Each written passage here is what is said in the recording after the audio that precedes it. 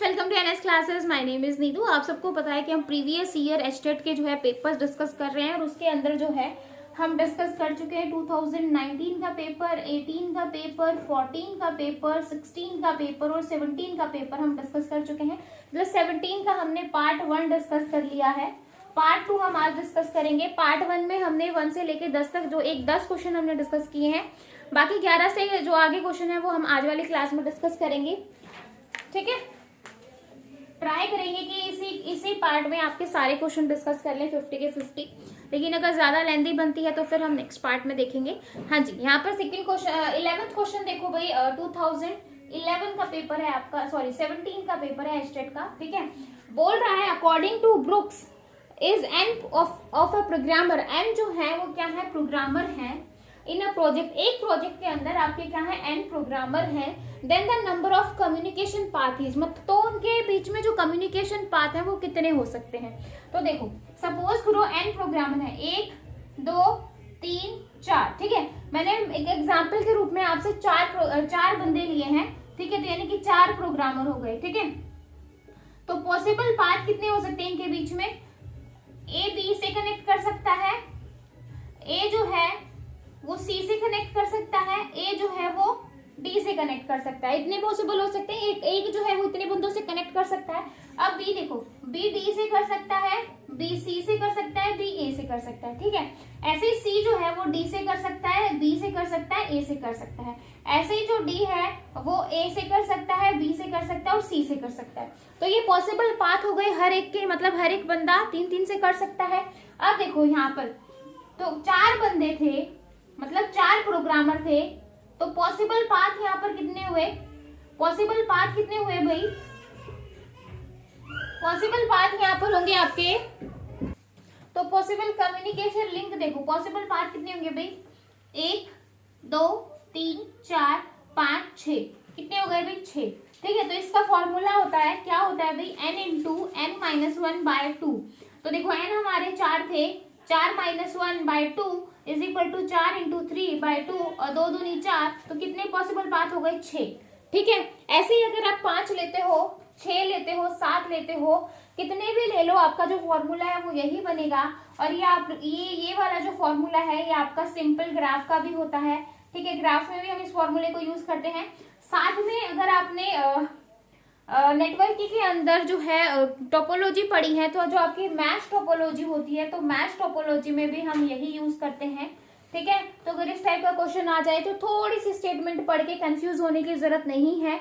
आप इस तरीके से ऐसे क्वेश्चन सॉल्व कर सकते हो। तो अब ऑप्शन देख लो, पहला ही ऑप्शन बोल रहा है n इंटू n-1/2, तो ए ऑप्शन आपका यहाँ पर बिल्कुल सही होगा। समझ में आया कि किस तरीके से ऐसे क्वेश्चन को, अगर कुछ समझ में नहीं आ रहा, ये समझ में नहीं आ रहा कि कौन ब्रुक है कौन क्या है, तो आप इस तरीके से निकाल सकते हो भाई इतने प्रोग्रामर है। पॉसिबल पाथ पूछा है, ये नहीं बोला कि मिनिमम जो है उनके बीच में लिंकअप है, ऐसा कुछ नहीं बोला। तो पॉसिबल यही है कि एक बंदा जो है हर एक बंदे से जो है कनेक्ट करे, जितने भी प्रोग्रामर हैं वहां पर। ठीक है, तो क्वेश्चन क्लियर है, डाउट हो तो पूछ सकते हो। अब नेक्स्ट क्वेश्चन देखते हैं, नेक्स्ट क्वेश्चन में क्या बोल रहा है। हाँ जी, 12th क्वेश्चन है। 12th क्वेश्चन देखो, आपके पास एक ईआर डायग्राम है। ठीक है, ईआर डायग्राम में बोल रहा है कि आपके पास क्या है, वीक एंटिटी सेट है। ठीक है, तो वीक एंटिटी सेट को आप किससे रिप्रेजेंट करते हो, उसका जो सिंबल है, जैसे एंटिटी को आप रेक्टेंगल से जो है रिप्रेजेंट करवाते हो, ऐसे ही बोल रहा है जो वीक एंटिटी सेट होता है उसको आप किससे जो है रिप्रेजेंट करवाओगे। ठीक है, तो उसके बाद देखो, and weak entity set has always dash participation with respect to its identifying relationship. ठीक है, तो यहाँ पर एक चीज देखो, एक चीज पे ध्यान दो, क्या बोल रहा है कि इस यहाँ पर आप रिप्रेजेंट, देखो आपके पास 2 एंटिटी हो गई, एक होती है स्ट्रॉन्ग टाइप एंटिटी सेट होता है और एक होता है वीक एंटिटी टाइप सेट। ठीक है, इन दोनों में जो है डिफरेंस क्या होता है भाई, इन दोनों में डिफरेंस आपका ये रहेगा। ठीक है, डिफरेंस क्या होता है, स्ट्रॉन्ग एंटिटी में जो है आपकी प्राइमरी की एग्जिस्ट करती है। ठीक है, स्ट्रॉन्ग एंटिटी में आपकी प्राइमरी की जो है होती है, लेकिन जो वीक एंटिटी होती है वहां पर आपकी प्राइमरी की नहीं होती। ठीक है, तो यहाँ पर आपकी प्राइमरी की नहीं होती, और साथ में ही जो स्ट्रॉन्ग एंटिटी है ना वो खुद के ऊपर डिपेंड करता है, लेकिन जो आपकी वीक एंटिटी है वो खुद के ऊपर डिपेंड नहीं रहता, वो आपके स्ट्रॉन्ग एंटिटी पे डिपेंड करता है। ठीक है, तो पूछ रहा है कि जो है एंटिटी को आप किससे रिप्रेजेंट करवाते हो। जैसे कि मैंने कहा कि एंटिटी को हम रिप्रेजेंट करवाते हैं रेक्टेंगल से, और वीक एंटिटी को हम रिप्रेजेंट करवाएंगे डबल रेक्टेंगल से, ठीक है। तो डबल रेक्टेंगल से हम रिप्रेजेंट करवाते हैं किसको, वीक एंटिटी को। और साथ में बोल रहा है कि and weak entity set has always dash participation, तो वीक एंटिटी जो है वो कितना पार्टिसिपेशन करती है। देखो जैसे कि मैंने कहा कि जो आपकी स्ट्रॉन्ग एंटिटी है वहां पर प्राइमरी की होती है, वो खुद पे डिपेंड होती है। ऐसा नहीं है कि वो दूसरे के सहारे से ही अपना काम कर सकती है, वो खुद अकेले भी अपना काम चला सकती है। लेकिन जो वीक एंटिटी सेट होती है वहां पर आपकी ना तो प्राइमरी की होती है और वो जो है खुद पे डिपेंड नहीं करती, वो टोटली जो है दूसरे पे डिपेंड करती है। तो यहाँ पर जो इसका खुद का पार्टिसिपेशन है, जो वीक एंटिटी का पार्टिसिपेशन है वो क्या है, वो टोटल पार्टिसिपेशन है। क्या है भाई, टोटल, मतलब ये टोटली जो है वो दूसरे पे डिपेंडेंट है, मतलब बिना किसी और की मदद के ये अपना काम नहीं चला सकती। तो इसलिए जो इसका पार्टिसिपेशन है वो क्या रहेगा भाई, टोटली पार्टिसिपेशन है। अगर स्ट्रॉन्ग एंटिटी का पार्टिसिपेशन पूछ ले अभी 2021 में, तो आपको पता होना चाहिए जो स्ट्रॉन्ग एंटिटी है वो पार्शियल पार्टिसिपेशन रखती है। कि जैसे हम लोग हैं कभी कभी अपना काम चला लेते हैं, कभी कभी हमें दूसरों की मदद पड़ती है, तो ऐसा नहीं है कि हम दूसरों के बिना काम कर ही नहीं सकते। तो जो स्ट्रॉन्ग है वो पार्शियली डिपेंडेंट है, पार्शियली पार्टिसिपेशन है उसका, कि भाई कभी वो डिपेंड हो जाए कभी नहीं हो। लेकिन जो आपकी वीक है वो टोटली डिपेंड करेगी। तो यहाँ पर जो है ऑप्शन में देखो डबल लाइन डायमंड, डायमंड का जो सिंबल होता है वो देखो इस तरीके से होता है जहां पर आप कंडीशनल स्टेटमेंट वगैरह करवाते हो, ठीक है। तो ये तो होगा नहीं, पार्शियल भी नहीं होता, तो ये वैसे ही गलत हो गया। डबल लाइन बॉक्स, तो इसको आप डबल लाइन बॉक्स बोल सकते हो, क्योंकि यहाँ पर रेक्टेंगल तो मेंशन नहीं है, तो आप इसको डबल लाइन बॉक्स बोल सकते हो। और साथ में जो इसका पार्टिसिपेशन है वो कैसा रहता है, टोटल पार्टिसिपेशन होता है। तो यहाँ पर देखो ये डैश है, ये डैश है, ये तो वैसे ही नहीं होंगे, तो यहाँ पर डबल डायमंड होता नहीं है। वैसे ही अगर आप आंसर निकालना चाहो तो निकाल सकते हो, अगर आप टोटल और पार्शियल में कंफ्यूज हो तो, ठीक है। तो इसलिए जो इसका आंसर आ जाएगा वो बी ऑप्शन जो है यहाँ पर बिल्कुल सही होगा, ठीक है। कोई डाउट हो तो पूछ सकते हो। मेरे ख्याल से तो आपको ये क्वेश्चन बहुत अच्छे से क्लियर होना चाहिए कि जो वीक एंटिटी है वहां पर आपकी प्राइमरी की नहीं होती, क्योंकि प्राइमरी का काम क्या होता है कि वो यूनिकली आइडेंटिफाई करती है डेटा को। तो इस वजह से जो आपकी वीक एंटिटी है वो जो है पूरी तरीके से डिपेंडेंट होती है दूसरी की उस पे, एंटिटीज पे, ठीक है। तो क्लियर है ये क्वेश्चन। नेक्स्ट क्वेश्चन देखो भाई, 13 क्वेश्चन में क्या बोल रहा है।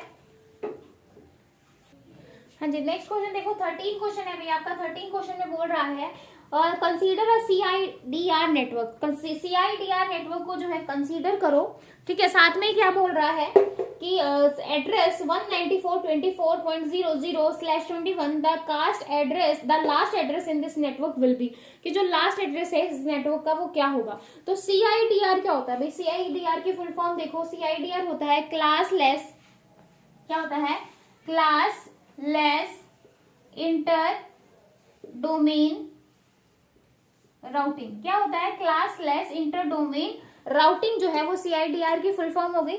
उसके बाद बोल रहा है कि यहाँ पर जो है ये वाला जो नेटवर्क देखो क्लास लेस है, तो इसका मतलब ये होता है कि जो ये जो नेटवर्क है ये आपका चेंज नहीं होगा, ठीक है। लास्ट /21 का मतलब ये है कि जो आगे वाली जो आपकी 21 बिट है वो सेम की सेम रहेंगी। देखो आप सबको पता है कि 8 बिट इसमें होती है, 8 बिट इसमें, 8 बिट इसमें, 8 बिट इसमें, तो टोटल जो है आपकी कितनी बिट होती है भाई, 32 बिट होती है, सबको पता है। और बोल रहा है कि जो 32 बिट्स में से 21 बिट जो है वो आपकी एज इट इज रहेंगी। तो देखो आपका 194.24.00 करो, 5 बार 0, ठीक है। अब देखो 8 बिट यहाँ थी, 8 बिट यहाँ थी और 5 ये, तो 8 और 8 16, 16 और 5 21, तो मैंने 21 बिट को एज इट इज रख दिया, मतलब 8 बिट इसके अंदर थी, सेम थी, तो मैंने सेम 91 94 कर दिया। यहाँ पर भी आपकी 8 बिट थी, 24 था, तो मैंने एज इट इज 24 कर दिया। अब देखो इसमें आपकी 8 बिट होनी थी, लेकिन 8 बिट में से बोल रहा है 21 बिट को हम चेंज नहीं कर सकते, तो 21 में से 5 बिट मैंने यहाँ पर कर दिया। क्यों, क्योंकि जो है मुझे यहाँ पर 21 बिट करना है, तो 8 और 8 16 और 5 21 हो गया, समझ में आ रहा है। तो देखो 194.24 5 यहाँ पर कर दो, एज इट इज कर दी 5, क्योंकि आपका 0 है तो इसलिए मैंने 5 0 कर दी। फिर जो है मैं चेंज कर सकती हूँ, तो 3 बार मैंने 1 कर दिया, तो टोटल 8 यहाँ पर होगी, 8 यहाँ पर, 8 यहाँ पर। फिर उसके बाद जो 8 0 थी उसको मैंने क्या कर दिया, 8 बार 1 बना दिया, क्योंकि पीछे वाली बिट को हम क्या कर सकते हैं, चेंज कर सकते हैं, ठीक है। तो 8 बिट आपकी यहाँ पर आ गई। तो अब बोल रहा है कि जो ये एड्रेस है, जो लास्ट एड्रेस है वो आपका क्या होगा। तो देखो ये तो आपका एज इट इज रहेगा, ये आपका एज इट इज रहेगा।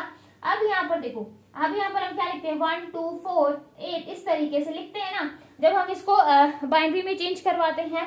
तो देखो अब 2 की पावर 0 प्लस 2 की पावर 1 प्लस 2 की पावर 3, सॉरी 2, तो 4 + 2 + 1 कितना हो गया 7। तो यहाँ पर आपका क्या आ जाएगा भाई 7 आ जाएगा। और पीछे जब सारे के सारे 8 बार 1 है तो इसको करके देख लो भाई, करके देखोगे तो आपका 255 आएगा। फिर भी मैं एक बार करके दिखा देती हूँ ताकि आपको प्रॉब्लम ना आए। तो यहाँ पर देखो 8 बार 1 है, 2 4 2 6 2 8। हाँ जी देखो 1 2 4 8 16 32 64 128। ठीक है, यहाँ पर कर सकते हो 2 की पावर 0, 2 की पावर 1, 2 की पावर 3, 2 की पावर 4, 2 की पावर 5, 2 की पावर 6, 2 की पावर 7 और 2 की पावर 8। एक सेकेंड भाई, यहाँ पर 2 आना था, यहाँ पर 3, यहाँ पर 4, यहाँ पर 5, यहाँ पर 6, यहाँ पर 7। तो 2 की पावर 7 128 होते हैं। सबको ऐड कर दो भाई, 128 जमा में 64 जमा में 32 कितना हो जाएगा 8 4 12 2 14 1 6 2 8 8 3 11 और 1 12 224। ठीक है, फिर 224 में 16 ऐड करो, 8 ऐड 8 4 12 12 2 14 14 और 1 15 15 और 16 31 ऐड कर दो भाई 5 5 और 255 आ गया ना 255 के 8 के 8 जब आपके 1 होते हैं तो बाइनरी में ये क्या बनता है 255 बनता है। ठीक है, तो आपका जो लास्ट एड्रेस है वो क्या आया है 194.24.7.255। ऑप्शन में देख लो भाई कहीं पर मैच कर रहा है। हाँ जी, ए ऑप्शन ही आपका मैच कर रहा है, तो इसलिए ए जो है वो आपका क्या होगा भाई आंसर होगा। बाकी कोई मैच नहीं कर रहा तो आंसर नहीं होगा। ठीक है, समझ में आया भाई, समझ में आया। देखो जब /21 दे रखा हो, CIDR दे रखा हो तो आप समझ जाना कि ये क्लासलेस है, इसमें हम किसी क्लास को चेंज नहीं करेंगे। जितनी बिट दे रखी है वहां तक हम उसको बिल्कुल नहीं छेड़ेंगे। उसके बाद वाली जितनी भी डिजिट है उनको हम क्या बना देंगे भाई 1 बना देंगे। समझ में आया? कोई डाउट हो तो पूछ सकते हो। अब हमारा 14 क्वेश्चन देखो भाई, 14 क्वेश्चन में क्या बोल रहा है। हाँ जी 14 क्वेश्चन देखो भाई, मतलब आज की क्लास का 4th क्वेश्चन, 10 क्वेश्चन हम कर चुके थे। तो बोल रहा है in software engineering dash testing take place after dash testing, मतलब कौन सी टेस्टिंग है जो उसके बाद जो है परफॉर्म की जाती है। Ordered pair to correctly fill, order pair बनाना है। देखो यहाँ पर सिर्फ आपकी 2 ही टेस्टिंग दे रखी है, अल्फा और सॉरी रिलीज और एक्सेप्टेंस और अल्फा की बात हो रही है। देखो सबसे पहले जो टेस्टिंग होती है वो किस तरीके से होती है, सबसे पहले होती है आपकी यूनिट टेस्टिंग। कौन सी होती है? यूनिट टेस्टिंग होती है भाई। यूनिट के बाद हम कौन सी टेस्टिंग करते हैं? इंटीग्रेशन। मतलब सबसे पहले जो आपके पास सॉफ्टवेयर है, मतलब जो भी आप बनाने वाले हो उसको आपने छोटे छोटे पार्ट्स में डिवाइड किया, छोटे छोटे यूनिट में डिवाइड किया, देन टेस्ट किया। फिर उनको छोटे छोटे करने के बाद फिर आपने उनको इंटीग्रेट किया, मतलब उनको जोड़ा, फिर आपने उसकी टेस्टिंग की। ठीक है, फिर आपने जो है सिस्टम टेस्टिंग की। सिस्टम टेस्टिंग के बाद जो है आपने कौन सी टेस्टिंग की भाई? एक्सेप्टेंस टेस्टिंग की। और जो एक्सेप्टेंस टेस्टिंग होती है इसी के अंदर जो है आप कौन सी अल्फा और बीटा जो टेस्टिंग होती है आपकी यहीं पर आप परफॉर्म करवाते हो, एक्सेप्टेंस टेस्टिंग। और लास्ट में होती है आपकी रिलीज टेस्टिंग। ठीक है, तो बोल रहा है कौन सी टेस्टिंग जो है take place after that testing, उसकी टेस्टिंग के बाद। देखो जो आपकी यहाँ पर रिलीज टेस्टिंग है, जो रिलीज टेस्टिंग है वो आपकी परफॉर्म होती है एक्सेप्टेंस टेस्टिंग के बाद। होती है कि नहीं होती? यहाँ पर देखो एक्सेप्टेंस टेस्टिंग के बाद आपकी रिलीज टेस्टिंग हो रही है। बाकी एक्सेप्टेंस के बाद रिलीज, मतलब रिलीज के बाद आपका एक्सेप्टेंस नहीं होता तो ये गलत हो जाएगा। अल्फा जो है, अल्फा बीटा आपकी एक्सेप्टेंस में ही आती है। यूनिट के बाद आपका रिलीज बहुत ही दूर वाला गैप हो गया। ठीक है, तो यहाँ पर जो आपका सही आंसर आएगा वो ए ऑप्शन होगा भाई। समझ में आया कि कौन कौन सी टेस्टिंग होती है? मैं लास्ट पेपर्स में भी बता चुकी हूँ, इंपॉर्टेंट क्वेश्चन है भी। टेस्टिंग में से एक क्वेश्चन बार बार आ रहा है तो इसको नेग्लेक्ट मत करना। सबसे पहले आपकी यूनिट टेस्टिंग, फिर इंटीग्रेशन, फिर सिस्टम, फिर एक्सेप्टेंस, फिर आपकी रिलीज टेस्टिंग। ठीक है, तो ये आपको पता होना चाहिए। और अल्फा बीटा टेस्टिंग आपकी कहाँ पर होती है भाई? अल्फा और बीटा आपकी कहाँ पर होती है भाई? एक्सेप्टेंस के अंदर। ठीक है, तो ये चीजें आपको क्लियर होनी चाहिए, कौन सी टेस्टिंग किसके बाद होती है। और जो एक्सेप्टेंस टेस्टिंग है वो आपके यूजर ही करता है कि जो उसने सॉफ्टवेयर बनाया है वो उसकी नीड के अकॉर्डिंग बना है या नहीं बना। अगर नहीं बना तो वापस से उसको बोलेगा कि भाई वापस से करो या जो भी करो, जो भी उसको चेंजेस करवाने हैं। ठीक है, उसके बाद ही जब उसको बिल्कुल अपनी रिक्वायरमेंट के अकॉर्डिंग लगेगा तभी वो जो है उस सॉफ्टवेयर को एक्सेप्ट करेगा। ठीक है, तो क्लियर है कि जो है एक्सेप्टेंस क्या होगा? रिलीज में लास्ट में हम रिलीज करवा देते हैं, मतलब यूजर को दे देते हैं कि भाई चलो आपका हो गया है। ठीक है, तो यहाँ तक क्लियर है। 14 क्वेश्चन क्लियर है भाई। नेक्स्ट देखो भाई हमारा 15 क्वेश्चन देखेंगे हम। ठीक है, 60 क्वेश्चन करने हैं, 15 पर पहुंच गए हैं। उम्मीद करते हैं कि इसी क्लास में खत्म कर दे ताकि ज्यादा पार्ट ना बने और आपको भी प्रॉब्लम ना हो जगह जगह पे देखने के लिए।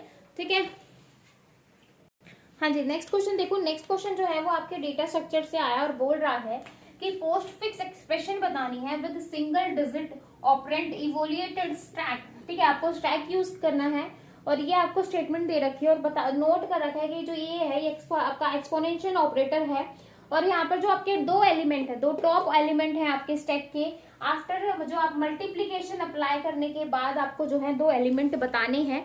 यहाँ पर ध्यान देना, स्टार जो है वो आप क्या करवा रहे हो, इवोल्यूएट करवा रहे हो, मतलब मल्टीप्लिकेशन करने के बाद जो टॉप टू एलिमेंट है वो बताने हैं स्टैक में क्या होंगे। समझ में आया स्टेटमेंट में क्या बोल रहा है। अब देखो, ये आपके पास एक स्टैक है, क्या है ये स्टैक है और सबसे पहले आया आपका 8, फिर आया 2 और फिर आया 3। जैसे ही पहला ये एक्सपोनेंशियल वाला आ जाएगा तो हम क्या करेंगे, 2 एक्सपोनेंट का मतलब होता है कि 2 की पावर 3। ठीक है, 2 की पावर 3 हो जाएगा और 2 की पावर 3 कितना होता है भाई, सबको पता है 8 आ गया और इसकी 2 की पावर 3 कितना हो जाएगा, 8 हो जाएगा। ठीक है, तो ये मैं आपको वैसे समझाने के लिए अलग अलग स्टैक बता रही हूँ, अदरवाइज हम इसको इरेज करके यहाँ पर 8 लिखते हैं। ठीक है, अब जो है एक्सपोनेंट के बाद आपके पास क्या आया, डिवाइड का साइन आया, डिवाइड आया, तो हम अब क्या कर देंगे 8 डिवाइड बाई 8। नेक्स्ट ऑपरेशन में क्या परफॉर्म करेंगे, 8 डिवाइड बाई 8, तो आपके पास क्या बचेगा भाई, 8 को मैं 8 से भाग करूंगी तो क्या बनेगा, 1 बनेगा। ठीक है, अब देखो 1 आया, उसके बाद आया 2, उसके बाद आया 3। ठीक है, उसके बाद आया देखो 2 आया, फिर 3 आया, मैंने स्टैक में डाल दिया, पहले मैंने 2 डाल दिया, फिर 3 डाल दिया, फिर आया आपका पहला मल्टीप्लीकेशन। लेकिन इसने बोला है पहले मल्टीप्लीकेशन को आपको इवोल्यूएट करना है भाई, इसको मल्टीप्लाई करना है तो कर दो 3 इंटू 2। ठीक है, तो 3 इंटू 2 आपका क्या हो जाएगा 1 और ये क्या हो जाएगा 6 हो जाएगा। अब आपको बतानी है कि ये जो एलिमेंट है, मतलब जो स्टैक के अंदर जो दो वैल्यूज हैं टॉप, उनका आपको बताना है कि कौन कौन सी होंगी। तो सबसे पहले क्या आउट होगा भाई, पॉप 6 होगा, फिर उसके बाद 1 होगा, तो आपकी जो टॉप 2 वैल्यू है स्टैक की वो क्या होंगी, 6 और 1। ऑप्शन में देखो भाई कहीं पर मैच कर रहा है, देखो ए ऑप्शन ही मैच कर रहा है, तो यानी कि ये आपका क्या होगा भाई, आंसर होगा। समझ में आया किस तरीके से जो है हम इस क्वेश्चन को सॉल्व करवाएंगे। देखो यहाँ पर जो है बोल रहा है कि जब हम इस स्टैक को इवोल्यूएट करवाते हैं तो उसके बाद जो है टॉप वैल्यूज क्या बचेंगी, तो वही आपको बताना है। तो ये जो है आपकी स्टैक की टॉप वैल्यू रहेंगी, तो क्या हो जाएगा 6 और 1। समझ आया, तो ये आपका जो है आंसर होगा। हाँ जी, नेक्स्ट क्वेश्चन देखो। नेक्स्ट क्वेश्चन में क्या बोल रहा है, क्वेश्चन काफी अच्छे हैं भाई, जो भी 2017 में पेपर आए थे ऐसा पेपर आपका 18 में भी और 19 में भी नहीं है, जैसा आपका 17 में पेपर आया था। 17 में जो पेपर आया था वो पूरा का पूरा जो लेवल था वो आपका नेट और गेट का लेवल था, और हर एक क्वेश्चन ऐसा है कि जिसको समझाना ही पड़ेगा। मतलब ऐसा नहीं है कि आप किसी को भी ऐसे ही कर लोगे, अगर आप समझ के करते हो तो आपकी काफी सारी चीजें, काफी सारी प्रॉब्लम, मतलब ये कि उसी 2017 के बेस पे ही जो है आपका 18 और 19 का पेपर भी मोस्टली सेट हुआ है, ये मोस्टली क्वेश्चन जो है वहां पर आपके गए हैं। ठीक है, हाँ जी, अब नेक्स्ट क्वेश्चन देखो। हाँ जी, नेक्स्ट 16 क्वेश्चन है। 16 क्वेश्चन में क्या बोल रहा है, ध्यान से समझो। Dash is the phenomenon in operating system. Operating system का क्वेश्चन है, बोल रहा है कि विद सम टाइम क्या हो रहा है, increasing the number of page frame. अगर मैं पेज का साइज इंक्रीज कर दूं, देखो मैंने पेज रिप्लेसमेंट एल्गोरिथम करवाए थे, optimal page replacement, list recently use और फर्स्ट इन फर्स्ट आउट करवाया था। ठीक है, 3 करवाए थे मैंने आपको। और यहाँ पर बोल रहा है कि अगर मैं उन्हीं का जो पेज का फ्रेम का साइज है वो इंक्रीज कर दूं, तो जो पेज नंबर है, पेज फॉल्ट है, वो भी आपके क्या हो जाएंगे, इंक्रीज हो जाएंगे। ठीक है, हाँ जी, यहाँ पर देखो कि जो आपका पेज का फ्रेम का साइज है, देखो जैसे आपका पेज का फ्रेम का साइज जो है मैंने पहले दिया 3, कि एक बार में इस फ्रेम में 3 ही पेज आ सकते हैं, तो आपके पेज फॉल्ट जो है सपोज करो कि 8 हो रहे हैं, लेकिन आपने जैसे ही फ्रेम के साइज को इंक्रीज कर दिया, मतलब इस फ्रेम के साइज को 4 बना दिया, कि अब फ्रेम का साइज जो है मेरा 4 है, यहाँ पर 3 था, तो जो आपके पेज फॉल्ट है वो यहाँ पर 9 हो गए। ठीक है, तो मतलब क्या हो रहा है कि फ्रेम का साइज इंक्रीज हुआ तो पेज फॉल्ट भी आपके इंक्रीज हो गए। तो इस टाइप की प्रॉब्लम को आप क्या कहोगे, और ये प्रॉब्लम जो है वो आपके कौन से रिप्लेसमेंट एल्गोरिथम में होती है। तो देखो एक चीज ध्यान देना, पहले देखो पेज फॉल्ट क्या होता है। पेज फॉल्ट में कई बार क्वेश्चन आया है, पेज फॉल्ट आपका वो होता है कि वो पेज जो आपका करंटली मेन मेमोरी में ना हो। ठीक है, currently does not exist in main memory, मतलब वो पेज जो आपका मेन मेमोरी में एग्जिस्ट ना करता हो। अगर आप जो है कुछ एग्जीक्यूट करने वाले हैं और आपको उस पेज की रिक्वायरमेंट है, तो जब आप उसको देखोगे आपको मेन मेमोरी में नहीं मिला तो आप वहां पर बोलोगे कि भाई मेरा पेज फॉल्ट हो रहा है। फिर हम सेकेंडरी मेमोरी के पास जाएंगे, उस पेज को लेकर आएंगे मेन मेमोरी में, देन हम क्या करेंगे, अपना काम करेंगे। ठीक है, तो यही जो है कुछ पेज रिप्लेसमेंट एल्गोरिथम होते हैं। पेज रिप्लेसमेंट एल्गोरिथम कौन कौन से होते हैं? एक होता है फर्स्ट इन फर्स्ट आउट, ठीक है। सेकेंड होता है ऑप्टिमल पेज रिप्लेसमेंट एल्गोरिथम, और थर्ड होता है आपका लिस्ट रिसेंटली यूज यानी LRU। ठीक है, तो ये हम यूज करवाते हैं। तो बोल रहा है कि ये वाली जो प्रॉब्लम है, ये वाली प्रॉब्लम कब आती है कि जब फ्रेम का साइज कम हो तो पेज फॉल्ट भी कम होंगे, लेकिन फ्रेम का साइज ज्यादा हो जाए तो पेज फॉल्ट भी ज्यादा होंगे।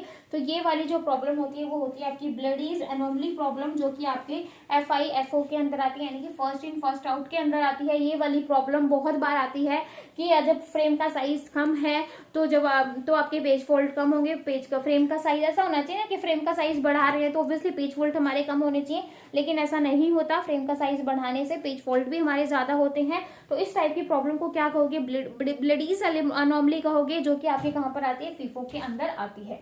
समझ में आया भाई? ये वाला क्वेश्चन जो है, ये वाला क्वेश्चन आपका शायद 18 और 19 में भी आया हुआ है। तो देख लो आप, बहुत सारे क्वेश्चन जो है 17 में से उठ के गए हुए हैं। तो इसलिए ये है कि आप भी सारी चीजों को अच्छे से करो, ताकि अभी 21 में जो भी पेपर आएगा आपको ऐसा ना लगे कि भाई काश मैं प्रीवियस ईयर कर लेता तो बहुत अच्छा रहता। ठीक है, हाँ जी। नेक्स्ट क्वेश्चन देखो भी, 17 क्वेश्चन देख रहे हैं। एक एक चीज आपको समझा रही हूँ मैं बोर्ड पे, सिर्फ इसीलिए पेपर करवा रही हूँ। अदरवाइज मुझे तो लिखने में टाइम लग रहा है, बहुत सारी चीजों में टाइम लग रहा है, लेकिन फिर भी सोच रही हूँ कि एटलीस्ट आपको ऐसा ना लगे, कोई चीज ऐसी ना स्किप हो जाए, ताकि आप अपने एग्जाम में जो है आपको ऐसा लगे कि भाई नहीं, एग्जाम में काश मैं कर लेता या कर लेती या समझ के कर लेती, या फिर वही कंसेप्ट उठ के आया है, सिर्फ स्टेटमेंट चेंज है। तो इस तरीके से आपके दिमाग में ये चीजें नहीं आनी चाहिए। ठीक है, नेक्स्ट क्वेश्चन देखो भाई। हाँ जी, 17 क्वेश्चन देखो। 17 में क्या बोल रहा है? Consider grammar ji with production this. बोल रहा है कि इनमें से जो है ये 4 ऑप्शन आपको गिवन है। बोल रहा है कि आपको फॉल्स स्टेटमेंट बतानी कि कौन सी यहाँ पर गलत है। देखो ध्यान से समझो, ए से आपको ए मिल रहा है, फिर ए, फिर बी से डबल ए, और जो है डबल ए बी। ये वाले जो क्वेश्चन है ये भाई TOC के क्वेश्चन, थ्योरी ऑफ कंप्यूटेशन के, ये मोस्टली आपके जो है नेट या गेट के एग्जाम में आते हैं। तो अगर आपको बिल्कुल नहीं पता इसके बारे में, मैं थोड़ा सा बता देती हूँ कि जो आपके जो ये स्मॉल लेटर होते हैं ये आपके क्या होते हैं? टर्मिनल होते हैं। ठीक है, और कैपिटल से जो क्या है हम आगे एक्सटेंड कर सकते हैं। तो यहाँ पर टर्मिनल जो है वो आपका क्या है भाई? बी है, और यहाँ पर ए है, यहाँ पर आपका क्या है भाई? बी है। ठीक है, तो देखो यहाँ पर अगर मैं बिल्कुल छोटी सी ग्रामर की बात करूं, तो जैसे ए से जा रहा है डबल ए बी, तो यहाँ से ए को हम ए लिख सकते हैं, ए लिख सकते हैं, बी को हम बी तो है ही। तो यहाँ पर एक ग्रामर तो आपकी डबल ए बी जो है बन गई। उसके बाद देखो बी ए से क्या जा रहा है? बी ए, तो आपका बी बन गया ए, मतलब एक आपकी बन गई बी ए, इस तरीके से बन रही है। तो यहाँ पर देखो इस वाले ए को आप कुछ भी लिख सकते हो, कुछ ए मतलब डबल ए लिख सकते हो, ये वाला लिख सकते हो। ठीक है, तो यहाँ पर आपको बनाना है ट्रिपल ए बी, क्योंकि हमें यहाँ पर फॉल्स बताना है कि फॉल्स स्टेटमेंट कौन सी होगी। तो देखो ए डबल बी बन रहा है, बी डबल ए बन रहा है। ठीक है, मतलब अगर मैं छोटा सा एग्जांपल, अगर आप डायरेक्ट इसको क्वेश्चन को सोल्व करना चाहो तो डबल ए बी बन रहा है, बी डबल ए बन रहा है। बाकी 3 डिजिट का आपका यहाँ पर और कुछ भी नहीं बन रहा। ए डबल बी आप यहाँ पर नहीं क्रिएट करवा पा रहे हो, क्योंकि आपका जो टर्मिनल है वो क्या है? बी है, लेकिन यहाँ पर 2 है, और देखो कहीं पर भी आपका 2 बी नहीं आ रहा, या तो डबल ए आ रहा है या डबल ए ही आ रहा है जहां पर भी आ रहा है। तो मतलब आपकी फॉल्स स्टेटमेंट तो यही है। ठीक है, मतलब डायरेक्ट अगर आप ऑप्शन देखिए करना चाहो, बाकी हम ऑप्शन के साथ कर लेते हैं, थोड़ा सा डिटेल में देख लेते हैं कि 3 बार ए और 2 बार बी, 3 बार ए और 2 बार बी कहाँ से बन रहा है? ए से जाओ भाई, पहला ए है तो हम ए पे ही जाएंगे, पहला ए है आखिरी बी है, तो हम ये वाला ले लेते हैं डबल ए बी, चले गए। लेकिन हमें जो है इससे कितने ए मिल रहे हैं? 2 ए, लेकिन मुझे चाहिए कितने भाई? 3। तो देखो इस वाले ए को ए लिख दो भाई, इस वाले ए को जो है आप वापस से क्या लिख दो? डबल ए बी, और लास्ट में आपका बी है। समझे रहे हो?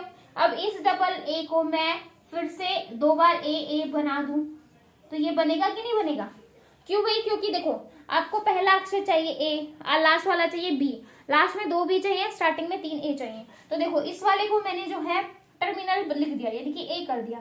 ये वाला बी तो आपका है ही। अब ये वाला जो ए है, क्योंकि बीच में आपका बचा क्या, डबल ए भी रह गया, तो डबल ए हमारा बी किससे बनता है, इससे बनता है कि नहीं बनता। तो इस वाले को मैंने ए लिख दिया और फिर मैंने इसको डबल ए भी बना दिया। तो आपका ये वाला क्या है भाई, ट्रू है। फॉल्स तो हम निकाल ही चुके हैं। A is a start symbol of G, जो ए है वो स्टार्ट सिंबल है किसका, जी का। बिल्कुल सही है कि इस ग्रामर का जो स्टार्ट सिंबल है वो आपका ए है, तो बिल्कुल सही है भाई। ठीक है, इसके बाद देखो ये वाला 4 बार ए और 2 बार बी, 4 बार ए और 2 बार बी कहां से होगा भाई, देखो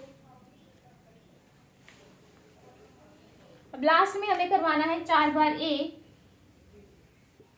2 बार बी। ठीक है, तो देखो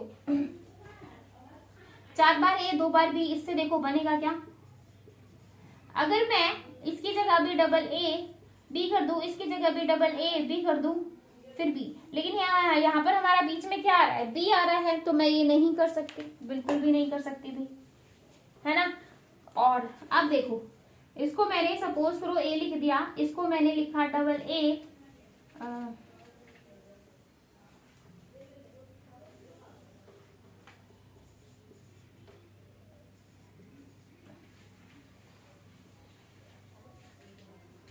समझ रहे हो। ठीक है, अब इस वाले ए को मैं अगर ये वाला ए लिख दूं, इस वाले ए को अगर मैं ये वाला ए लिख दूं, क्योंकि मैं अब बी वाला नहीं ले सकती ना, क्योंकि लास्ट में आपके बी तो 2 ही है, 2 भी आ ही चुके हैं, तो हम ये वाला तो फिर से ले नहीं सकते। अब हम किसको लेंगे, अब हम देखेंगे कहां से हम एक एक्स्ट्रा ए और जनरेट करवा सकते हैं, तो यहां से करवा सकते हो, तो अब इसको ए लिख दो। समझ रहे हो भाई। तो यहाँ पर जो आपका आंसर होगा वो क्या होगा भाई, डी जो है वो ट्रू होगा, तो यहाँ पर जो आपका आंसर होगा भाई बी ऑप्शन जो है वो बिल्कुल सही होगा। ठीक है, हाँ जी। नेक्स्ट क्वेश्चन देखो, नेक्स्ट क्वेश्चन में क्या बोल रहा है, यानी कि 17 क्वेश्चन हो चुके हैं, 18 देखते हैं क्या बोल रहा है। कोई डाउट हो तो साथ के साथ पूछ लिया करो भाई, है ना। वीडियो में लास्ट में जो है जब आप देखो कमेंट करके पूछा करो कि डाउट कहाँ है, क्योंकि अभी पूछोगे तभी आपको एग्जाम में बेनिफिट मिलेगा। ठीक है, हाँ जी। नेक्स्ट क्वेश्चन देखो, बोल रहा है कि consider the virtual page reference string. देखो मैं पहले ही बता चुकी हूँ कि जो थ्योरेटिकल कंसेप्ट है वो मैं पीडीएफ के फॉर्म में करवा दूँ, क्योंकि बहुत सारा लिखना यहाँ पर पॉसिबल नहीं है। जो ऐसे क्वेश्चन है जो बहुत ज्यादा प्रैक्टिकली है, मतलब मोस्टली क्वेश्चन तो प्रैक्टिकली है, तो हम ज्यादातर क्वेश्चन वो दिखेंगे। अगर 1-2 क्वेश्चन ना हो, बीच में स्किप हो जाए, तो ऐसा मत कहना मैम आपने वो छोड़ दिया, वो हम जो है पीडीएफ के फॉर्मेट में उसको कर लेंगे। ठीक है, हाँ जी। बोल रहा है रेफरेंस स्ट्रिंग आपके पास ये है 1 2 3 2 4 1 3 2 4 1। ठीक है, बोल रहा है let a computer system size जो है पेज फ्रेम का वो कितना है 3। तो आप इससे देख सकते हो कि जो पेज रिप्लेसमेंट के ऊपर जो क्वेश्चन है वो आपको एग्जाम में आता है, तो इनको जो है बहुत अच्छे से कर लेना। which are initially empty and it's running on demand page virtual memory system, the number of page fault under LRU and FIFO page replacement। तो हमें जो है क्या लेना है, FIFO और LRU से हमें देखना है कि पेज रिप्लेसमेंट आपके कितने हो रहे हैं। तो आगे जो है LRU है, तो पहले हमें LRU के पेज फॉल्ट लिखने पड़ेंगे, फिर हमें FIFO के। तो किसी तरीके से सॉल्व करो, हम पहले FIFO को सॉल्व कर लेते हैं। तो FIFO को हम लेंगे, तो देखो ये आपका पेज बन गया। अब देखो पहले जो है इस फ्रेम का जो साइज है मेंशन है कितना है, 3 पेज, मतलब एक फ्रेम के अंदर जो है 3 पेज आ सकते हैं। तो पहले आपका पेज जो फ्रेम है वो खाली है, तो पहले मैं लूंगी 1 को, फिर लूंगी 2 को, फिर 3 को। तो यहाँ पर देखो आपके पेज फॉल्ट कितने हो गए, पेज फॉल्ट आपके 3 हो गए, क्योंकि 3 मतलब हमारा एक भी पेज मेमोरी में नहीं था, तीनों पेज को जो है मेमोरी में लेकर आए हैं, तो आपके पेज फॉल्ट कितने हो गए 3। ठीक है, अब देखो अब हमारा काम यहाँ पर शुरू होता है, अब हमारा यहाँ पर काम शुरू होता है। बोल रहा है, देखो मैं यहाँ पर लिख लेती हूँ 1 2 3 4 1 3 2 4 1।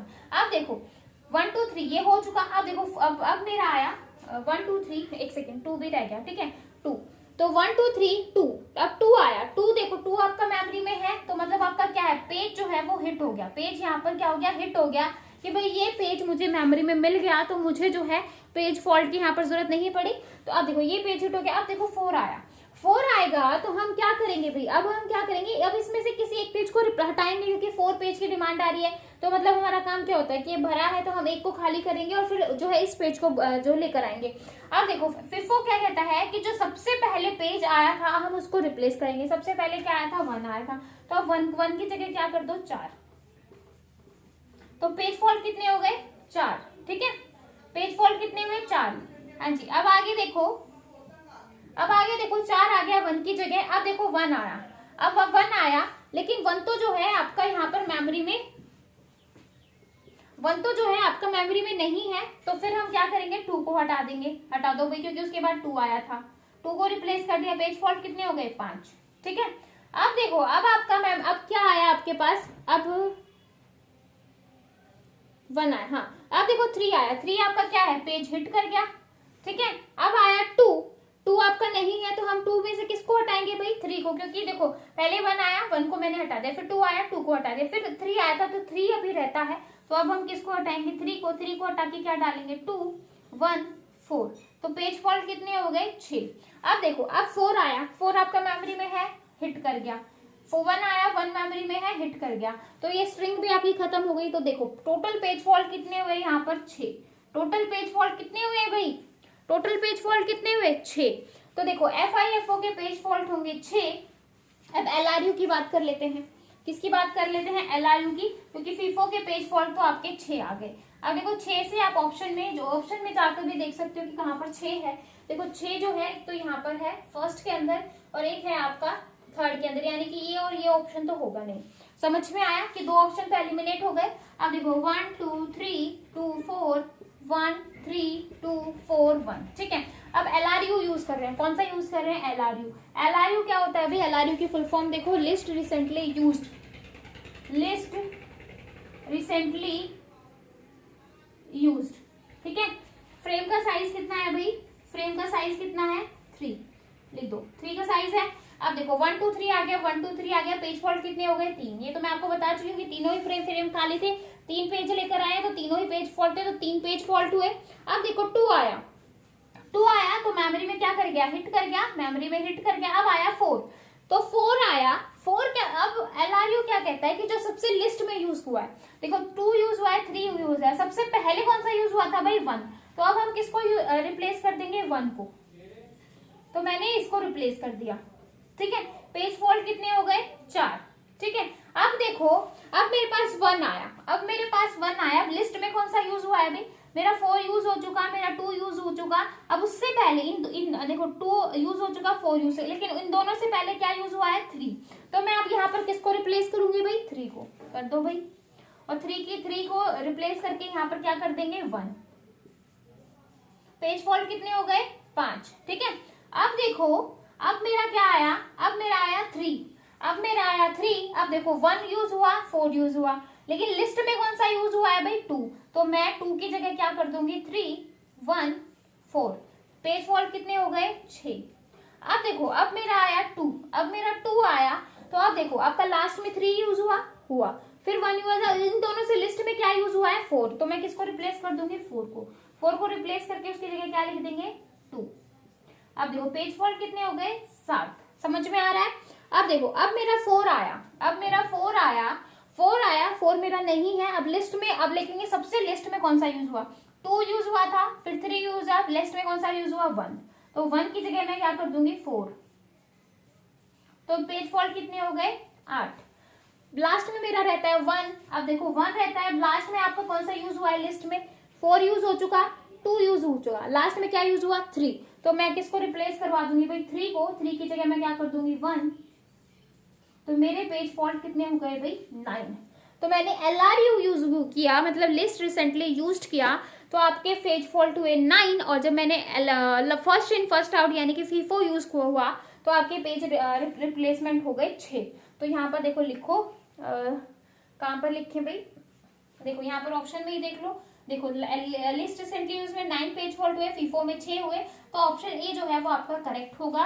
और बाकी ऑप्शन तो 2 तो हम पहले ही गलत कर चुके थे, 3 तो है नहीं, तो 3 से बहुत ज्यादा है, 9 हो रहे हैं, तो इसलिए जो यहाँ पर आपका आंसर क्या आ जाएगा भी, ए ऑप्शन बिल्कुल सही होगा। समझ में आया कि किस तरीके से हमने यहाँ पर इस तरीके किया है, कैसे हमने LRU यूज किया, कैसे हमने FIFO यूज किया। ठीक है, तो ये जो है ये वाले जो बहुत अच्छे से कर लेना भाई, अगर यहाँ से भी कर लोगे तो आप एग्जाम में बहुत अच्छे से कर सकते हो। इसलिए जो है पेपर्स करो अभी लास्ट टाइम पे, जितने प्रीवियस ईयर पेपर जितने अच्छे से कर सकते हो उतना आप लोगों के लिए बेनिफिट होने वाला है। हाँ जी, नेक्स्ट क्वेश्चन देख लो, नेक्स्ट क्वेश्चन में क्या कहता है।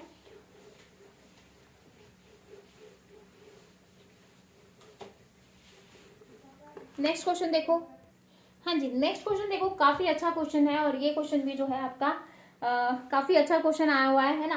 तो देखो यहाँ पर पॉजिटिव फंक्शन दे रखा है fn और यहाँ पर बता रखा है कि जो इसकी कॉम्प्लेक्सिटी है, मतलब जो इसकी कॉम्प्लेक्सिटी है वो क्या होगी। ध्यान से समझो इस क्वेश्चन को। बोल रहा है a0 a1 n a2 n square a3 n square plus an this, ठीक है। अब देखो कॉम्प्लेक्सिटी हम कैसे निकालते हैं, अगर हम समझाने लगे तो बहुत सारे होते हैं, मास्टर थ्योरम, ये थ्योरम किस तरीके से निकाली जाती है वो एक बहुत ही अलग फंडा है। और लेकिन ऐसा क्वेश्चन आया है तो इस टाइप के क्वेश्चन निकालने के लिए मैं आपको एक बहुत ही इजी मेथड बताती हूँ, ताकि अभी जो एग्जाम में आए तो आपको प्रॉब्लम ना हो। तो अगर आपको टाइम कॉम्प्लेक्सिटी निकालनी है, जैसे आपने fn यहाँ पर लिख दिया और बोले कि देखो यहाँ पर मैंने लिखा n प्लस n का स्क्वायर प्लस 3, ठीक है। तो बोले कि इसकी टाइम कॉम्प्लेक्सिटी क्या होगी, तो इसकी जो कॉम्प्लेक्सिटी होगी वो ऑर्डर ऑफ n स्क्वायर होगी। क्यों? क्योंकि हम यहाँ पर हाईएस्ट पावर लेते हैं किसकी, n की, और बाकी जितना होता है हम उसको जो है इग्नोर कर, जैसे कांस्टेंट को हमने नेग्लेक्ट कर दिया, n को मैंने यहाँ पर नेग्लेक्ट कर दिया। हाईएस्ट पावर यहाँ पर n की क्या थी, 2 थी, तो मैंने जो है इसकी कॉम्प्लेक्सिटी क्या बताई, ऑर्डर ऑफ n स्क्वायर, ठीक है। सपोज करो आपके पास n प्लस 3 है और बोले कि इसकी कॉम्प्लेक्सिटी क्या होगी, अगर अभी क्वेश्चन में आ जाए इस टाइप का क्वेश्चन, तो देखो इसकी जो कॉम्प्लेक्सिटी होगी वो ऑर्डर ऑफ n होगी, इसकी जो कॉम्प्लेक्सिटी होगी वो क्या होगी भाई, ऑर्डर ऑफ n होगी। अब देखो अगर क्वेश्चन आए order of n plus order of n square plus एक सेकेंड भाई, अब देखो n plus n square plus n cube plus n की 4 और इस तरीके से आ जाए, ठीक है। और प्लस जो है आपका यहाँ पर मैं log of n plus 23 add कर दूं, ठीक है। और बोले कि इसकी टाइम कॉम्प्लेक्सिटी क्या होगी, तो अब बताओ यहाँ पर जो है इसकी कॉम्प्लेक्सिटी क्या होगी भाई। तो यहाँ पर हाईएस्ट पावर देखो n की है, हाईएस्ट पावर क्या है भाई n4, तो इसकी जो कॉम्प्लेक्सिटी होगी वो n4 होगी। तो मतलब कहने का मतलब आप समझ पा रहे होगे कि मैं समझाना क्या चाह रही हूँ, कि जितना भी कुछ भी लिखा हो लेकिन जो आप हाईएस्ट पावर है n की वो लोगे। अब यहाँ पर ऑप्शन में देखो, यहाँ पर n की पावर 1 है, यहाँ पर 2 है, यहाँ पर 3 है और यहाँ पर n की पावर m है, यानी कि जो n की पावर 3 से n की पावर m जो है वो कुछ ना कुछ ज्यादा तो होगी, कुछ ना कुछ ज्यादा वेटेज तो रखता है ही। तो यहाँ पर अगर हम कॉम्प्लेक्सिटी की बात करें तो क्या होगा भाई, ऑर्डर ऑफ n की पावर m, समझ रहे हो, ऑर्डर ऑफ n की पावर m होगा। तो यहाँ पर देख लो भाई, थीटा लगा रखा है, कोई दिक्कत नहीं है, n की पावर m का है ये रहा। तो यानी कि डी ऑप्शन जो है आपका सही होगा। मतलब जब भी हम कॉम्प्लेक्सिटी निकालेंगे हम हाईएस्ट पावर लेते हैं n की। अगर अभी भी आपके 2021 में भी एस्टेट के पेपर में आता है कॉम्प्लेक्सिटी निकालना, तो आप जहां पर जो भी स्टेटमेंट लिखी हो आप उसमें हाईएस्ट पावर लोगे किसकी, n की। समझ में आया?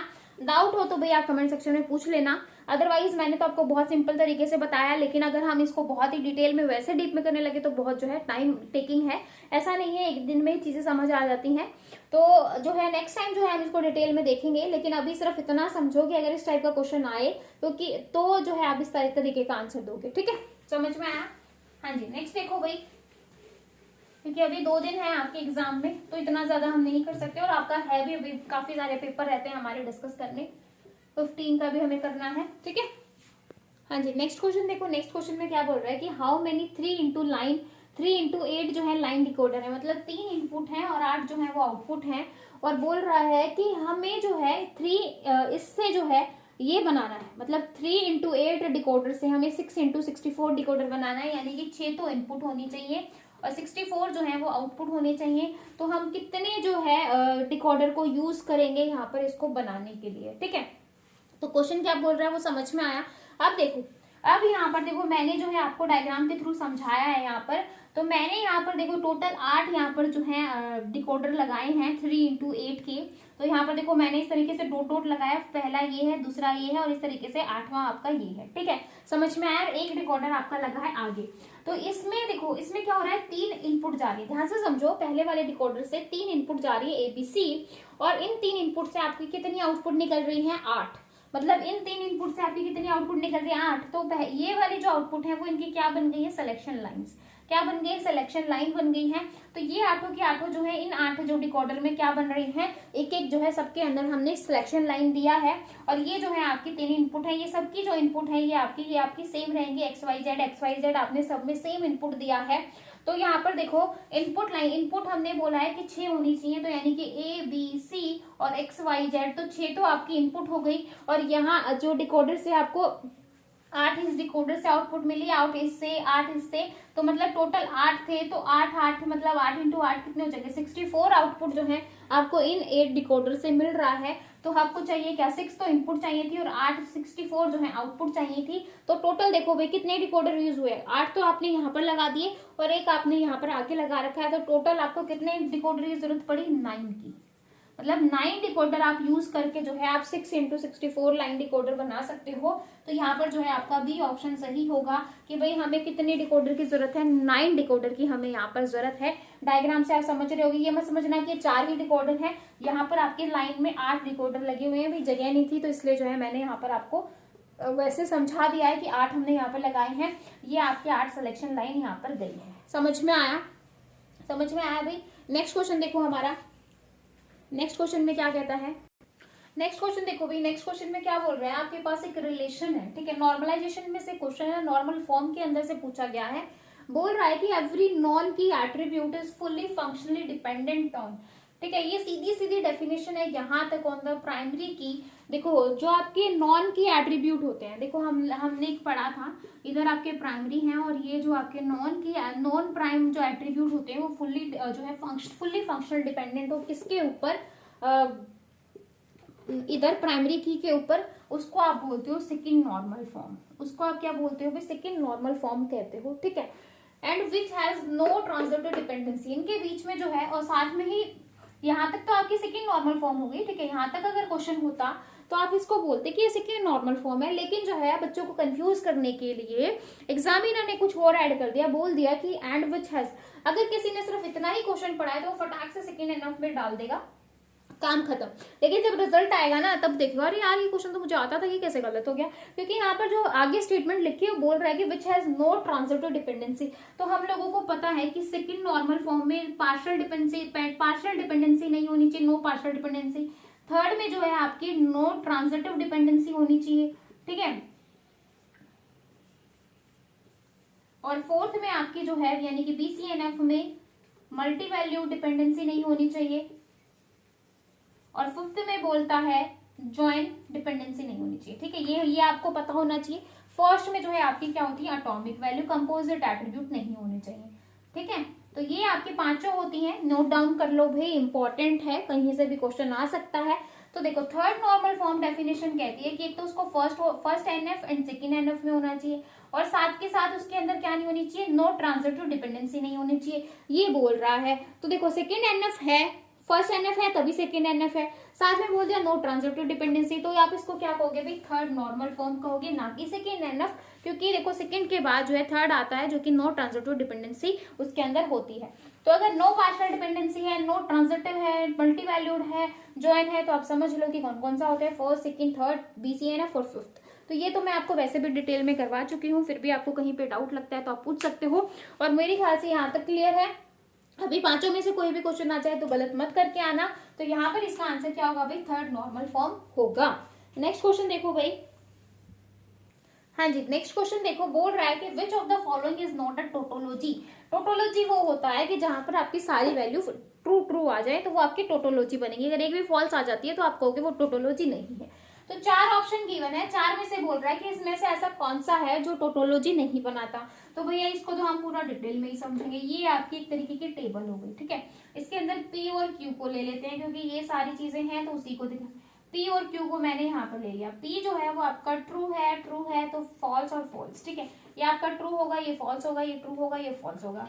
तो यही हमारी वैल्यूज होती है ना, यही हमारी वैल्यूज होती है, ठीक है। इसके बाद देखो क्या बोल रहा है, negation of P। Negation of P क्या कह रहा है, देखो नेगेशन ऑफ P में क्या हो जाएगा, अपोजिट हो जाएगा, ट्रू है तो फॉल्स हो जाएगा, ट्रू है तो फॉल्स हो जाएगा, फॉल्स है तो ट्रू हो जाएगा, फॉल्स है तो ट्रू हो जाएगा, यही होगा, है ना। तो अब देखो, अब आ जाओ पहली statement, P union negation of P, मतलब इन दोनों का मैं यूनियन कर दूं तो आपका क्या बने भाई, टोटोलॉजी बने, ये बोल रहा है।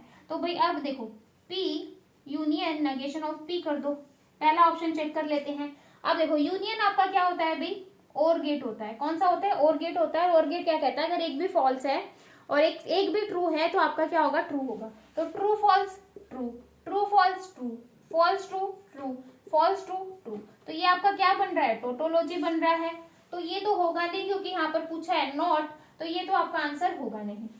अब नेक्स्ट देखो P इंटरसेक्शन Q, क्या बोल रहा है, P इंटरसेक्शन Q, इसको निकाल लो भाई। ये आपका क्या होता है, एंड गेट होता है और बोलता है कि अगर एक भी दोनों ट्रू हैं तभी आपका ट्रू होगा। तो देखो P और Q दोनों ट्रू हैं तो ट्रू होगा, अदरवाइज सारे क्या हो जाएंगे, फॉल्स हो जाएंगे। यही बोल रहा है। अब नेक्स्ट में बोल रहा है इसको ये वाला इंप्लाइज, मतलब ये वाला इंप्लाइज बोल रहे हैं, इसको मैं यहाँ से इरेज कर देती हूँ। तो ये वाला जो है आपका हो जाएगा P negation Q implies P, ठीक है। तो इसको हम ये वाला कहेंगे। अब देखो ये वाला क्या कहता है, ये वाला कहता है कि अगर लेफ्ट पे ट्रू है, अगर लेफ्ट पे ट्रू है और राइट पे फॉल्स है तो ये आपका फॉल्स होगा, अदरवाइज अगर राइट पे फॉल्स है और लेफ्ट पे ट्रू है तो हमारा ट्रू होगा। मतलब एक ही केस में हमारा फॉल्स होता है जब हमारा लेफ्ट पे जो है वो ट्रू नहीं होना चाहिए, ठीक है। समझ में आया। अब देखो यहां से ये वाला उठाओ और ये वाला उठाओ, true true true, false true true, false false true, false false true. क्या कहता है कि भाई एक अगर लेफ्ट पे ट्रू होता तो मेरा क्या होता भाई, फॉल्स होता, बाकी सारे आपके ट्रू होंगे। तो ये भी आपका क्या बना रहा है, टोटोलॉजी बना रहा है। तो यहाँ पर ये भी क्या हो जाएगा, सही, मतलब ये भी आपका आंसर नहीं होगा। अब नेक्स्ट देखो, नेक्स्ट बोल रहा है P implies Q, P implies Q, P से हम इंप्लाइज कर रहे हैं किसको, Q को। तो करो भाई P से Q को, ट्रू ट्रू क्या हो जाएगा, ट्रू, ट्रू फॉल्स क्या हो जाएगा, फॉल्स, क्योंकि मैंने कहा कि लेफ्ट पे आपका ट्रू नहीं होना चाहिए। फॉल्स ट्रू आपका क्या होगा, ट्रू होगा, फॉल्स फॉल्स क्या होगा, ट्रू होगा, ठीक है। अब देखो P इंप्लाइज Q का आप यूनियन कर रहे हो किससे, P से, यूनियन कर दो P से, तो क्या हो जाएगा P implies Q union P। तो करो भाई, यूनियन आपका क्या होता है, और गेट होता है, ठीक है, और होता है, और यहाँ पर जो है आप इसको करोगे तो क्या हो जाएगा आपका, P इंप्लाइज P से करोगे तो true true true, true false true, false true true, false true true. तो ये भी आपकी क्या बन रही है भाई, टोटोलॉजी बन रही है। ये भी आपकी क्या बन रही है, टोटोलॉजी बन रही है। तो ये भी आपका नहीं होगा। लास्ट बचा आपका ये, मतलब नॉट ट्रू बताना है तो मेरे ख्याल से यही होगा क्योंकि तीनों तो आपकी टोटोलॉजी बना ही रहे हैं। अब इसको देख लेते हैं, P union Q, P union Q, P union Q आपका क्या होगा भाई, true true true, true false true, false true true, false false क्या होगा भाई, फॉल्स होगा, फॉल्स फॉल्स क्या होगा, क्योंकि कहता है कि अगर एक भी ट्रू है तो ट्रू होगा, अदरवाइज आपका क्या हो जाएगा, फॉल्स हो जाएगा। अब देखो इंप्लाइज कर रहा है किससे, Q से, P यूनियन Q इंप्लाइज कर रहे हैं किससे, P से। देखो अब देखो ये लिया मैंने और P को लिया, ट्रू ट्रू आपका क्या हो जाएगा, ट्रू ट्रू ट्रू आपका क्या हो जाएगा, ट्रू ट्रू फॉल्स, मतलब ट्रू फॉल्स। क्या बोल रही थी मैं, ये लेफ्ट पे ट्रू नहीं होना चाहिए, तो ये आपका यहाँ से क्या बन गया, फॉल्स बन गया। अगर एक भी फॉल्स है तो आपका क्या है भाई, टोटोलॉजी नहीं है। और आपका पूछा भी यही था कि नॉट टोटोलॉजी, तो यानी कि डी ऑप्शन आपका यहाँ पर बिल्कुल सही होगा। बाकी सारे यहाँ पर जो है टोटोलॉजी बना रहे हैं, बाकी के 3 ऑप्शन। समझ में आया कि किस तरीके से हम टोटोलॉजी चेक करते हैं।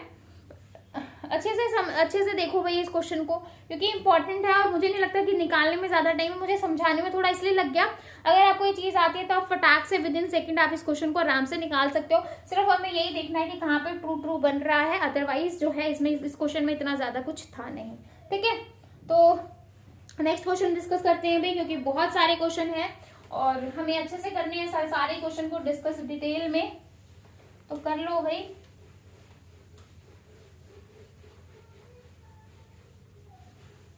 नेक्स्ट क्वेश्चन देखो, हाँ जी नेक्स्ट क्वेश्चन देखो। नेक्स्ट क्वेश्चन में बोल रहा है, सॉफ्टवेयर इंजीनियरिंग का क्वेश्चन है, given type of coupling between 2 different modules, software between strongest to weakest coupling बताना है आपको। तो देखो अगर मैं कहूँ कि आपका जो बेस्ट सॉफ्टवेयर कब होता है, अगर क्वेश्चन आ जाए कि बेस्ट सॉफ्टवेयर आपका कब होगा, जहां पर आपकी लो कपलिंग होती है, लो कपलिंग हो एंड हाई कोहेजन हो। लो कपलिंग हो और हाई कोहेजन हो तो उसको आप कहोगे बेस्ट सॉफ्टवेयर। ठीक है, तो कपलिंग क्या होती है, ये आपके दो मॉड्यूल हैं और इनके बीच में जो गैप होता है वो कम से कम होना चाहिए। तो आप उसको लो, जितना ज्यादा गैप होगा तो मतलब वहां पर जो है आपकी कपलिंग वो हो जाएगी। तो यहाँ पर देखो ये जो होता है ये आपकी बेस्ट कपलिंग होती है, ये आपकी वर्स्ट होती है तो आप इसको वीकेस्ट कहोगे। ठीक है, और यहाँ पर आप स्ट्रॉन्गेस्ट कहोगे। ठीक है, इनके बीच में जो गैप है वो बहुत ज्यादा होता जा रहा है, तो ये जो है आप इस तरीके से कहोगे, ये जो है बेस्ट टू वर्स्ट है आपका। और यहाँ पर यही पूछा है कि क्वेश्चन आ जाएगी सबसे वर्स्ट कपलिंग कौन सी होती है, तो कंटेंट होती है। सबसे अच्छी कपलिंग कौन सी होती है, फिर डेटा कपलिंग होती है। ये चीज आपको पता होनी चाहिए। अब यहाँ पर देखो आपका जो वीकेस्ट, स्ट्रॉन्गेस्ट टू वीकेस्ट, तो आपका कंटेंट कपलिंग दे रखा है तो ये आ जाएगा। ठीक है, उसके बाद कॉमन कहाँ पर है, ये यानी कि थर्ड, फिर सेकेंड, फिर कंटेंट के बाद स्टैम्प ये यानी कि फर्स्ट, और फिर कंटेंट के बाद आपका डेटा यानी कि फोर्थ। तो ये जो है आपका यहाँ पर आंसर आ जाएगा भाई, पहले थर्ड आएगा, फिर सेकंड आएगा, फिर फर्स्ट आएगा, फिर फोर्थ आएगा, क्योंकि हमें जो है ये अरेंज करने थे इस मैनर में, किस तरीके से स्ट्रॉन्गेस्ट टू वीकेस्ट कपलिंग। ठीक है, तो ये आपकी वीकेस्ट कपलिंग होती है, इसको आप बेस्ट कपलिंग कहोगे। डेटा कपलिंग आपकी बेस्ट होती है, फिर स्टैम्प, फिर कंट्रोल, फिर एक्सटर्नल, फिर कॉमन, एंड लास्ट में जो आपकी कंटेंट कपलिंग होती है वो सबसे वर्स्ट सिनेरियो होता है। ठीक है, लेकिन हम चाहते हैं कि हमारी जो है ये वाली कपलिंग होनी चाहिए, क्योंकि हमारा जो बेस्ट सॉफ्टवेयर वो यही कहता है कि लो कपलिंग हो, ज्यादा से मतलब बहुत कम कपलिंग होनी चाहिए और हाई कोहेजन हो उनके बीच में। ठीक है, तो समझ में आया। तो इस तरीके से आप इसको जो है नोट डाउन कर लो भी, कौन कौन सी कपलिंग होती है, सबसे अच्छी कपलिंग कौन सी है, सबसे बुरी कौन सी है, और अगर आ जाए इसको जो असेंडिंग या डिसेंडिंग ऑर्डर में लगाना तो आप लगा सकते हो। समझ में आया भाई, ये क्वेश्चन समझ में आया? कोई डाउट हो तो पूछ सकते हो भाई। आगे क्वेश्चन देखो। इसी के साथ जो है भाई आपके 30 क्वेश्चन कंप्लीट हो गए हैं। ठीक है, 30 क्वेश्चन कंप्लीट हो गए हैं। बाकी क्वेश्चन भी हम देखेंगे, 30 क्वेश्चन हमने कर लिए हैं। ठीक है, 30 क्वेश्चन हमारे हो गए हैं। बाकी के क्वेश्चन हम नेक्स्ट क्लास में देखेंगे, क्योंकि 1 घंटे की क्लास हो चुकी है, बहुत लंबी क्लास हो गई है। तो बाकी क्वेश्चन हम नेक्स्ट क्लास में डिस्कस करेंगे। 20 क्वेश्चन रह गए हैं, 30 नहीं, हाँ 30 क्वेश्चन रह गए हैं। ठीक है, उन 30 में से भी जो आपके सॉल्व करने वाले होंगे वही डिस्कस करेंगे। अभी बहुत सारे रहते हैं सॉल्यूशन वाले। ठीक है, जैसा कि मैंने कहा कि 2017 का पेपर आज तक के पेपर में सबसे ज्यादा टफेस्ट कह सकते हो आप, क्योंकि जो लेवल है वो बहुत ही हाई लेवल आया था, आपके नेट या गेट के अकॉर्डिंग आया था। ठीक है, तो क्लास अच्छी लगी है तो हमेशा की तरह एक लाइक, शेयर, सब्सक्राइब बिल्कुल करो। ठीक है, तो फिर मिलेंगे ऐसी नई क्लास के साथ, तब तक के लिए बाय एंड थैंक यू।